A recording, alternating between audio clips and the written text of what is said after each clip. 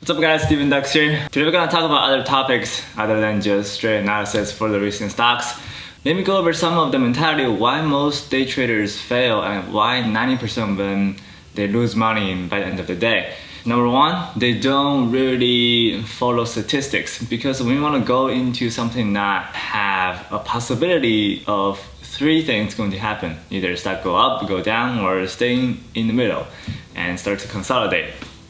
And for those price ranges, they are possibilities. They're very similar to gamble, pokers, and all that. To be able to study that, you need to figure out what's the exactly possibility for you to win on this specific situation. So the reason why casinos win money and why they open up a casino, because there is a specific odds around 40%. And most of the time, 60% they win. That's why they open up a casino, or all the casinos gonna go out of business. Now, the thing is why they open up a casino, because people still go in and they think, okay, if I get lucky, I can still win money. But that's the wrong idea. Then people go into the market, it's even worse, because they're using the casino mentality go into the stock market. That's why most of them, they lose money. Now in the market, there's even more possibilities. There's different caps, different volatilities, there's different flow, and all kinds of factors will affect the stock that will give you different possibilities.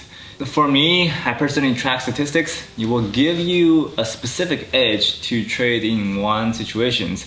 If you have around, let's say, over 70% of a win rate, and if you go into the casino, you will win, because the way casino makes money, they are based on that 65 or plus percentage that they will win money instead of people who are going into the casino. Now, if you use that same method adjusted by statistics, if you win 70% or plus of the time, then you use that method going for the long term, you will be eventually making money. That's why casinos are making tons of money. That's the base mentalities just before you go into the market. And that's the number one mistake that people make all the time. Second, people are driven by emotions. It's very predictable. Let's say, for example, if you lost money, the first thing you will think, okay, well, how do I make it back? I want it back. I want it back right now. And the more you try to rush in the market, and you're forcing yourself going into a low odds play, then that will just give you even more losses. And eventually you're gonna be so emotional, feel like you should give up in the market because you think the market is not for you. Number one, statistics. Number two, emotion. You have to be able to control two of those factors at the same time. And three, you're aiming for the long term instead of short term, because sometimes, even though, let's say you get unlucky, you win 8 out of 10 times, but it has to be sometimes like you hit that 20% 3 or 4 times as consistent in a row. Sometimes I get that, I get personally frustrated. My focus is on the long term. So those 3-4 consistent loss shouldn't affect you emotionally.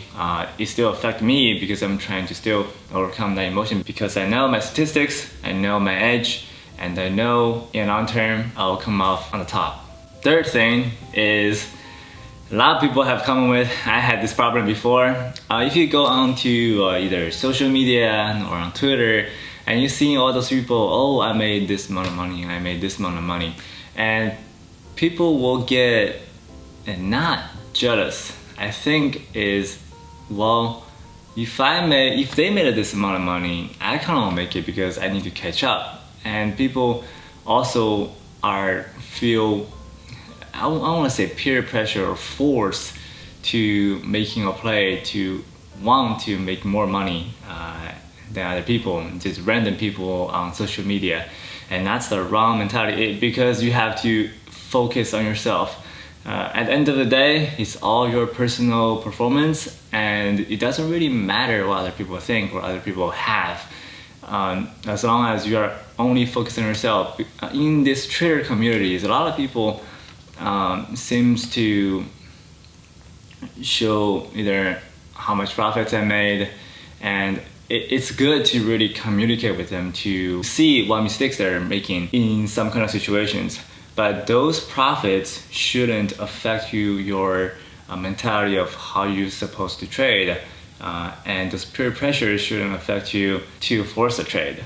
So those are the three major problems that I ran into. I think that's the three majority problems that 90% of people lose money in the market, and they give up too quickly. To be in this industry, you have to be super patient. Different people have different learning curves. When you are trading the stocks, you will know exactly why I said those three majority mistakes. Since we're all human, we're trying to avoid emotional mistakes as much as possible. But there's always a way to really follow your rule, because once you think of long-term instead of short-term, you'll feel much more comfortable when you are taking a loss, because just focus on short-term, you're too focused on the money instead of focused on long-term. That's my personal experience. If you want to know more about trading strategies, there's a guide I just created. Click the link below and it will take you straight there. It's currently on pre-sale. The pre-sale is going to be a month or two, then I'm going to end it. And after the pre-sale, the price is going to go higher. So grab your opportunities, and hope this video really helps. Track your statistics, know your edge, focus on the long term, and I will see you guys next video.